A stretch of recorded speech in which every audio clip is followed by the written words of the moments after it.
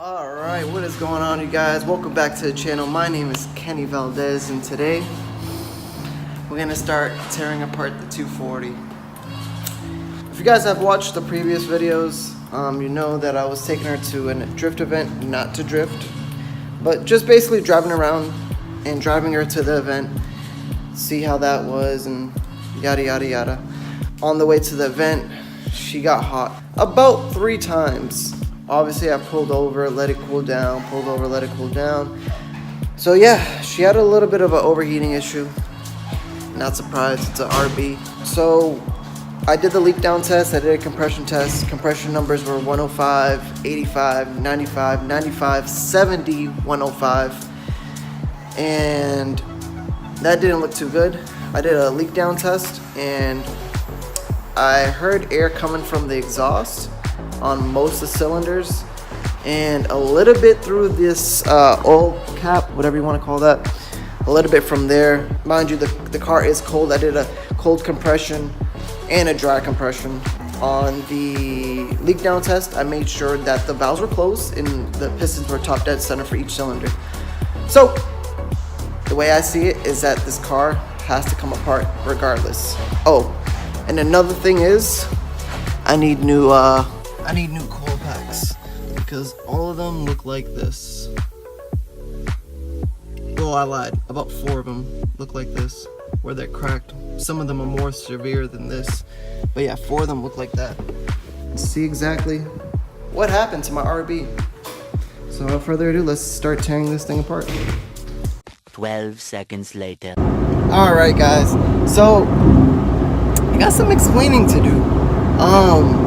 I went ahead and did another compression test, and I think you guys are gonna say, wow, Kenny, you're a dumbass for this, but I think I didn't have the little screw, the little knob tight all the way for the compression test, you know, where the spark plug goes. I didn't think I had that tight enough, because when I just did the compression test, now I'm getting 120 on all cylinders, cold compression.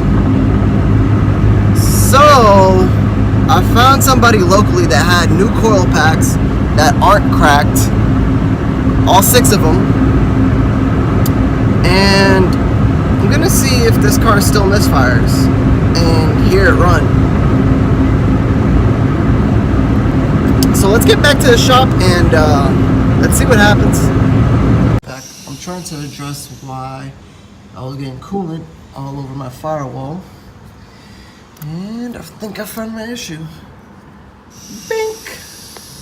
The metal hose is rubbing against this hose, and spliced that hose and started spraying everywhere.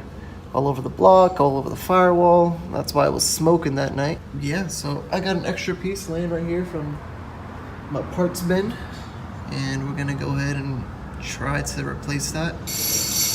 I had to get the starter out the way, and I noticed this was supposed to be bolted to this bracket, so this can be pushed higher up so I won't get this rubbing issue anymore. So if I get that situated, I think we got a winner here, guys. Day 2. Alrighty guys, it is now the next day, and I didn't get it on camera, but I started tearing apart all the wires. Well, I should say I started taking apart all the wire tuck, moving them to the side and getting them out the way, because if you guys could see, I'm trying to show you over here, all up in this area was all cramped, making these 2 wires, as you guys saw, or hoses, I should say, not wires, rub up against each other. I was cutting it to get it free, don't mind that, but it was rubbing against this hose, and that is why I was getting coolant sprayed all over my firewall.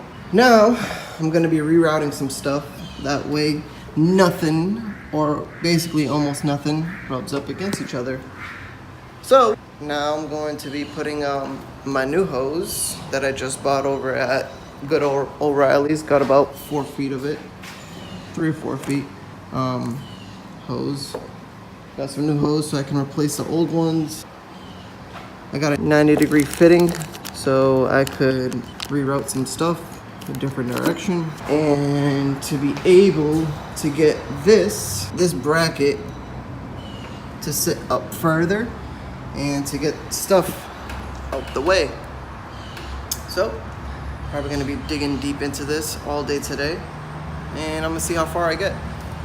Wish me luck. Alright guys, so I got most of the wiring harness all plugged in. I know she doesn't look pretty anymore. I still gonna work out some stuff to make it look a little bit more prettier. Got all the injector plugs in, the Coapack harness all in, the O2 sensor connected, oil pressure sensor switch, whatever thingy down there, idle air plugged in. So basically what I'm trying to do is see how well this motor runs and how does it sound. So I'm not really worried about what it looks like right now. I rerouted all the hoses down below. I got the starter in too, because it was all just crammed in here. I still got to plug in the brake vacuum hose into this 90-degree thing.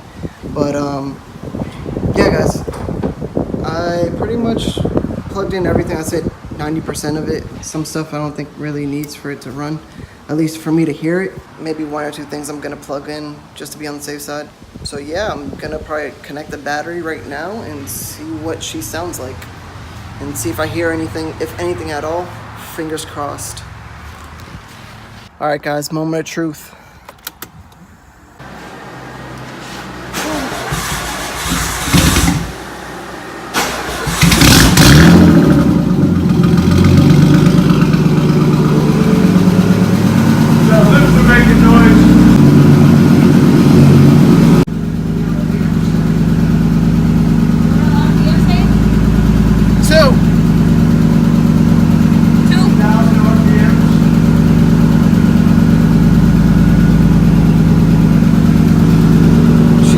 But she's got a lifter noise. I don't know if you guys could hear it.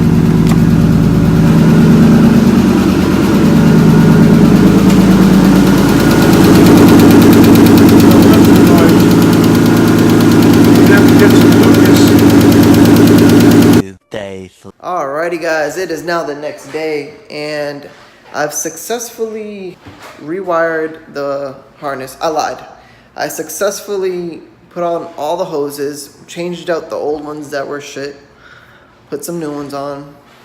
I plugged in the Coapacks, put the spark plugs back in, obviously. The new Coapacks that I got, and wired everything back up the way it should be.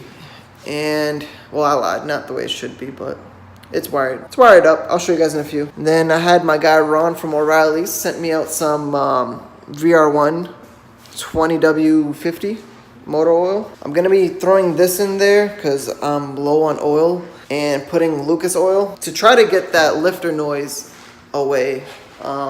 It's running really low on oil, and I'm not surprised because the car kept getting hot and hot and hot and hot, and it probably just kept burning and burning and burning. So we're gonna be adding this, and going to be putting my favorite stuff, more coolant, flushing out the old one, putting some new one in. Probably going to be taking a look at my thermostat too, but I'm going to let it run and see what happens. So without further ado, let's put this oil in.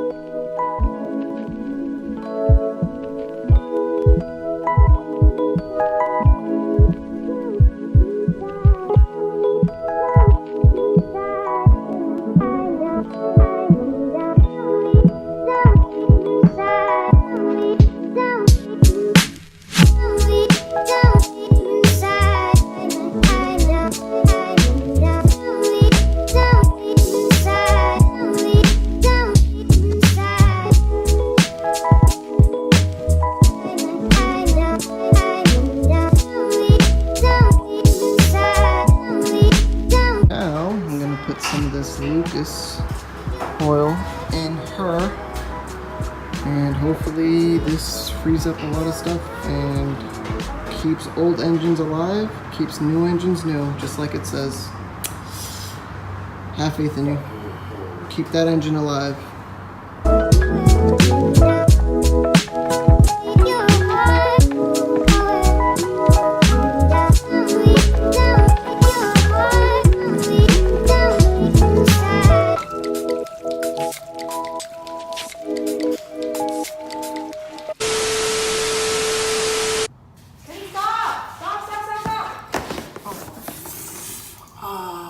Both gear intake, both leads drive.